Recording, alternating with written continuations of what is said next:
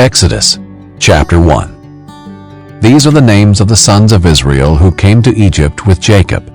Each came with his family: Reuben, Simeon, Levi, and Judah, Issachar, Zebulun, and Benjamin, Dan and Naphtali, Gad and Asher.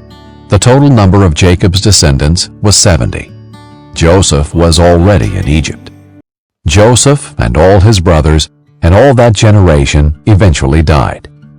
But the Israelites were fruitful, increased rapidly, multiplied, and became extremely numerous, so that the land was filled with them. A new king who did not know about Joseph came to power in Egypt.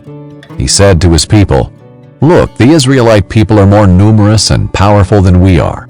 Come, let's deal shrewdly with them. Otherwise they will multiply further. And when war breaks out, they will join our enemies, fight against us, and leave the country."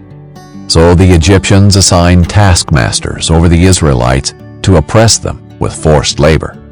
They built Pithom and Ramesses as supply cities for Pharaoh. But the more they oppressed them, the more they multiplied and spread, so that the Egyptians came to dread the Israelites. They worked the Israelites ruthlessly and made their lives bitter with difficult labor in brick and mortar and in all kinds of field work. They ruthlessly imposed all this work on them. The king of Egypt said to the Hebrew midwives, the first whose name was Shiphrah and the second whose name was Puah, "When you help the Hebrew women give birth, observe them as they deliver. If the child is a son, kill him, but if it's a daughter, she may live." The midwives, however, feared God and did not do as the king of Egypt had told them. They let the boys live. So the king of Egypt summoned the midwives and asked them, "Why have you done this and let the boys live?" The midwives said to Pharaoh, "The Hebrew women are not like the Egyptian women, for they are vigorous and give birth before the midwife can get to them." So God was good to the midwives, and the people multiplied and became very numerous. Since the midwives feared God, he gave them families. Pharaoh then commanded all his people, "You must throw every son born to the Hebrews into the Nile, but let every daughter live." Chapter 2. Now a man from the family of Levi married a Levite woman. The woman became pregnant and gave birth to a son. When she saw that he was beautiful, she hid him for 3 months. But when she could no longer hide him, she got a papyrus basket for him and coated it with asphalt and pitch. She placed the child in it and set it among the reeds by the bank of the Nile. Then his sister stood at a distance in order to see what would happen to him. Pharaoh's daughter went down to bathe at the Nile while her servant girls walked along the riverbank. She saw the basket among the reeds, sent her slave girl, took it, opened it, and saw him, the child. And there he was, a little boy, crying. She felt sorry for him and said, "This is one of the Hebrew boys." Then his sister said to Pharaoh's daughter, "Should I go and call a Hebrew woman who is nursing to nurse the boy for you?" "Go," Pharaoh's daughter told her. So the girl went and called the boy's mother.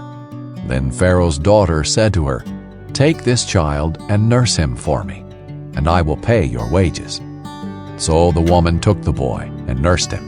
When the child grew older, she brought him to Pharaoh's daughter, and he became her son. She named him Moses, because she said, "I drew him out of the water." Years later, after Moses had grown up, he went out to his own people and observed their forced labor. He saw an Egyptian striking a Hebrew, one of his people. Looking all around and seeing no one, he struck the Egyptian dead and hid him in the sand. The next day he went out and saw 2 Hebrews fighting. He asked the one in the wrong, "Why are you attacking your neighbor?" "Who made you a commander and judge over us?" the man replied. "Are you planning to kill me as you killed the Egyptian?" Then Moses became afraid and thought, "What I did is certainly known." When Pharaoh heard about this, he tried to kill Moses, but Moses fled from Pharaoh and went to live in the land of Midian and sat down by a well. Now the priest of Midian had 7 daughters. They came to draw water and filled the troughs to water their father's flock. Then some shepherds arrived and drove them away. But Moses came to their rescue and watered their flock. When they returned to their father Reuel, he asked, "Why have you come back so quickly today?" They answered, "An Egyptian rescued us from the shepherds. He even drew water for us and watered the flock." "So where is he?" he asked his daughters. "Why then did you leave the man behind? Invite him to eat dinner."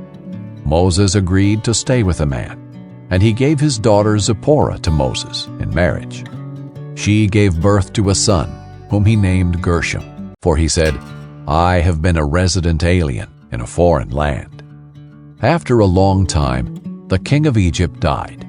The Israelites groaned because of their difficult labor, and they cried out, and their cry for help because of the difficult labor ascended to God. God heard their groaning, and God remembered his covenant with Abraham, with Isaac, and with Jacob. God saw the Israelites, and God knew